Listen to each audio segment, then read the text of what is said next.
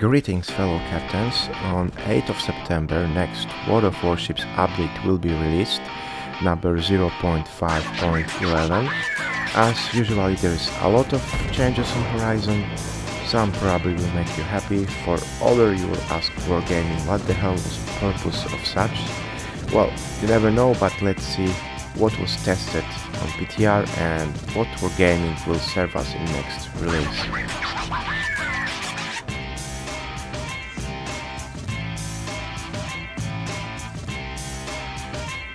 Considerably one of most important changes in this patch is Armor Viewer. You probably recall application for World of Tanks for mobile phones. Well, this is similar but just simplified, and you can use it for ships you own in a game. To activate it you need to select ship and above statistic click Armor Layout. This will unlock special window along with Color Armor Legend, where you can choose part of the ships which you can enable them on or off. You can basically enable following modules: superstructure, casemate, auxiliary rooms, front and aft plating, and of course vital ship parts like citadels, or for destroyers the central part of the hull. Also you can check armor on a turret, so this is very handy. Basically Wargaming states that this armor viewer will also include additional internal armor, but due to technical reason it's not yet available. However, they claim those are included in calculations. For example, internal citadel armor like magazine armor for Cavachi or Wyoming, internal ends for example for Iowa steering engine armor that links with citadel traverse, or for example internal decks, skews and bulkheads in the end, for example on Tirpitz, Bismarck, Iowa or North Carolina. In the next update we should see a lot of additional stuff added. This update will be for sure enjoyed by many players who, for example, wonder where the citadel is located on specific ship, or what armor value has specific part of the vessel, where we wonder sometimes how we could not penetrate enemy armor. So I must say, really great addition. Only minus is you need to own ship and all his modules to see fully upgraded armor layout.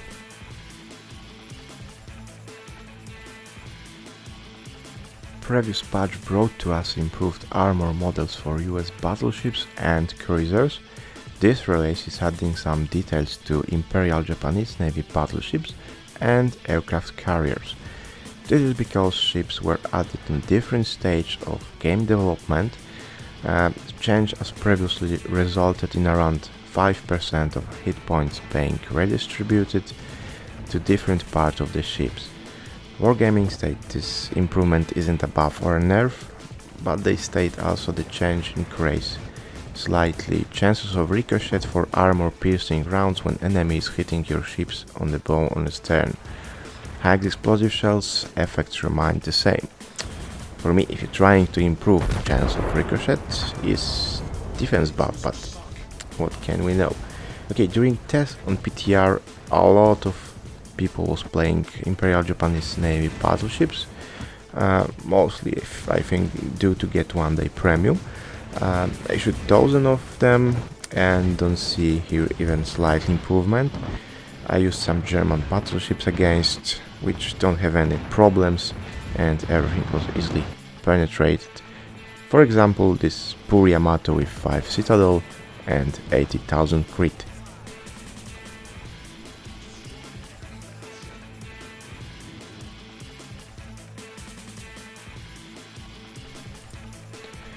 Last new mode called Bastion appeared to be a little bit easy and needs to be reworked. Actually I hope it will be in further tests someday, but we got new mode now, and this is called Epicenter and will be for sure introduced in 0.5.11. This mode is available for battle tiers on the big race for battle tier 5 ships, in map Trident for battle tiers from 6 to 8, and on map tiers of the desert with ships on tier 9 and 10. So this mode appears to be excellent battleship brawling arena, but any class would be good, especially in price, are destroyers who can try to quickly attack most important area, let's say cap. Epicenter appears to be a little more tricky version of domination, without 2 minutes handicap timer but with 3 zones to cap, as you probably already noticed. For every area you have, you will get 3 points per 4 seconds, but there are 3 main rules. Players that gain control over largest circle are only capturing this area. Players that gain control over the middle circle are capturing both this area and the largest circle. Players that gain control over the smallest circle are in fact capturing all 3 areas at the same time. So basically easiest way would be to get all forces to middle area and start to cap all 3 points. Well, not exactly, you are on open space, so we can be attacked from other side. So here's also a trick to hold, cap and survive. Always you can do it in traditional way, try to get rid of all enemies as soon as possible and don't focus on mode objective, but that's only your choice and your team, of course. In 0.5.11 there will be also major change for cruiser players as well for destroyer players, because surveillance radar consumable has decreased cooldown. Instead of previous 360 seconds, now it has 180 for standard consumable.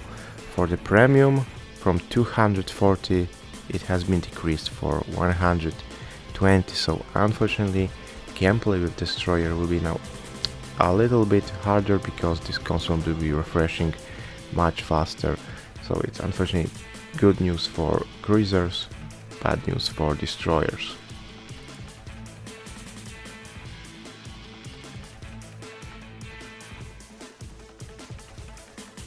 In this release we will also have a new map, which is Archipelago. Map was designed for beginning to middle tier, so from 3 to 5. Modes available on this map are domination and standard battle with 3 caps to capture. Design looks like Far East Islands in northern part of Pacific. Very quiet place, very peaceful, a lot of green islands. Map is overall very positive and well balanced. I think everyone finds something here. Camp spots, open spaces, tight passage. It was very often chosen for me during the PTR and I have very good matches played there.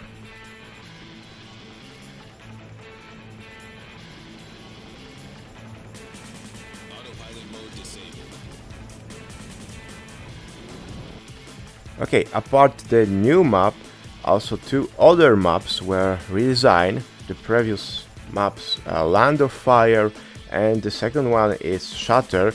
The both you can play it in previous season.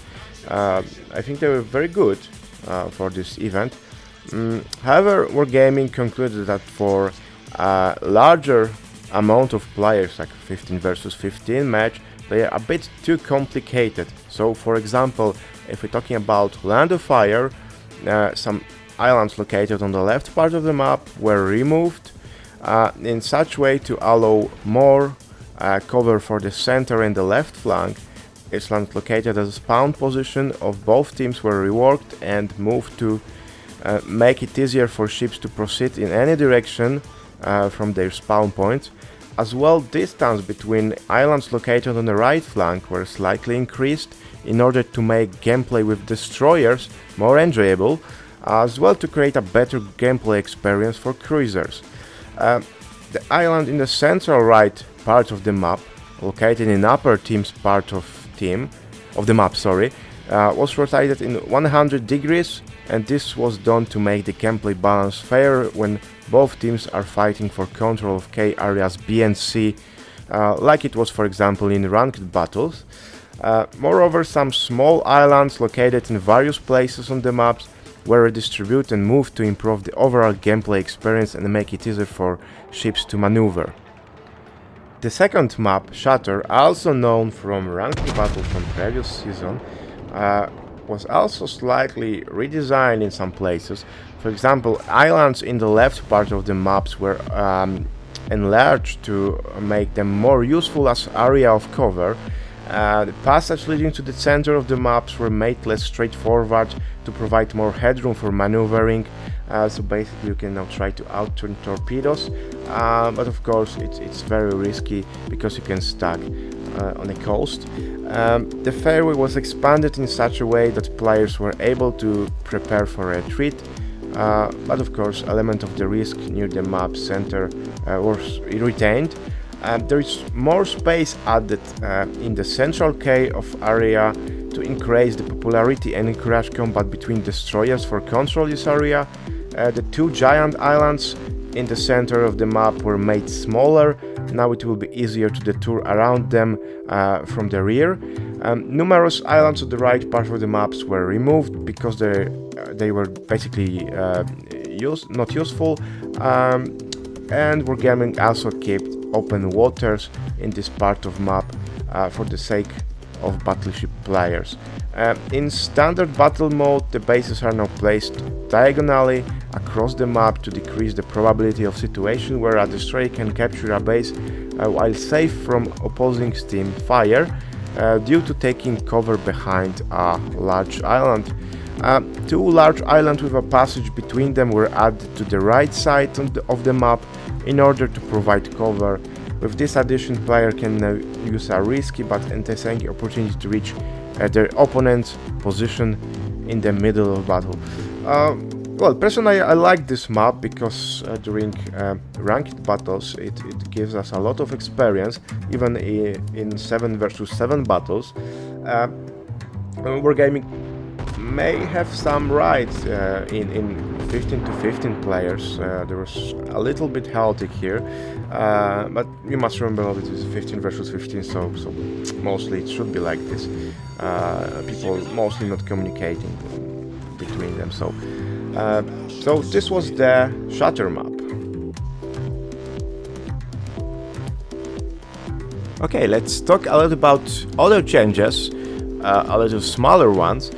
So the first one will be cyclone changes. There is now notification placed around detected icon, which you can see on my screen, and basically there are 3 indicators added to weather changes. So a warning and countdown timer are displayed 5 minutes before the cyclone starts. A dynamic icon labeled cyclone and warning that spotting range will be decreased will be displayed after cyclone will start, and as well warning and countdown timer that are displayed 2 minutes before the cyclone will end. Okay, another changes are related to sounds. Basically you have now options to play your own music during the game. Just copy your favorite songs to the folder in World of Warships and you can hear it during the gameplay. Also there is a feature which allow you to change the voice for pirate voice. This is funny, but so far it's not as good as I expected, so I hope it will evolve in something better. Also there is option to see new videos, new training videos, as well as invite your friends to the game via the link. That are of course not all of the changes. You can see a list of very lesser changes in description of this video, but what I want to talk about is US fighter ammunition increased by 30%.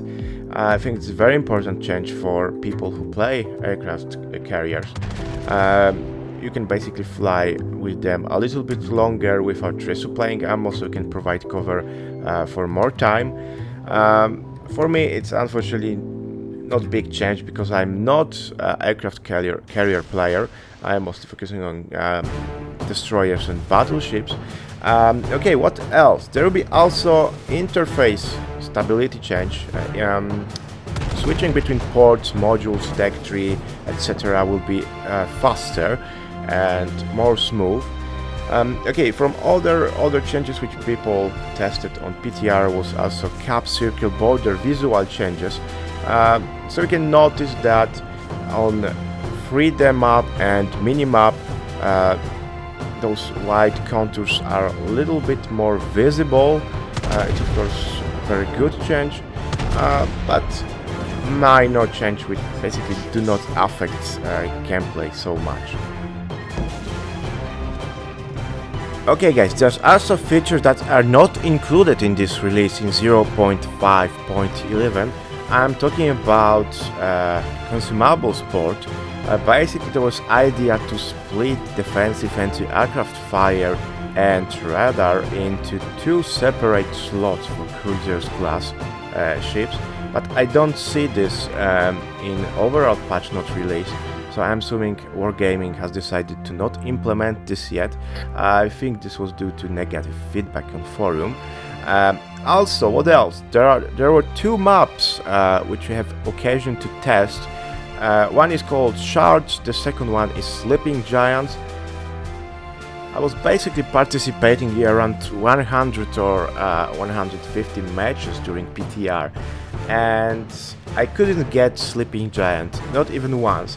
So I can only present you Shards map, which is actually very nice map, very nice looking, and it's very demanding for players because in standard mode, when you need to capture 3 points, the most important are point A and C. Basically, if you start at the bottom of the map and you're trying to, for example, attack an A point, you need to count that enemy team will probably go there, and there is not much space to maneuver and avoid enemy fire. So basically it's more recommended to go C point if you start on the bottom, just to have options to smoothly capture the point. Otherwise probably you will be very easily destroyed. Apart that map is very nice and it plays well. Unfortunately it's not available after 0.5.11. I don't know when we can see it in the game, but probably Wargaming will gather some statistics, some feedback about it, and it's possible we will see it in next patch release or next couple patches. Unfortunately, Royal Navy cruisers are not released in this patch, so we need to wait to another or maybe two, I don't know, the release date is not confirmed.